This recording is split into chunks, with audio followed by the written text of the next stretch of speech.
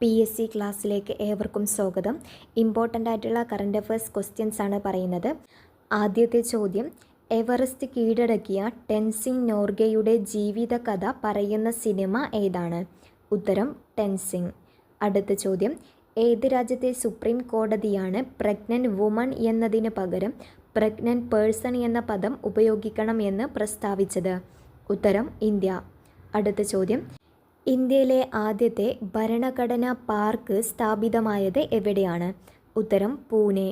അടുത്ത ചോദ്യം, ഇന്ത്യയിലെ ആദ്യത്തെ ആസ്ട്രോ ടൂറിസം ക്യാമ്പയിൻ നക്ഷത്ര സഭ നടപ്പിലാക്കിയ സംസ്ഥാനം ഏതാണ്? ഉത്തരം ഉത്തരാഖണ്ഡ്.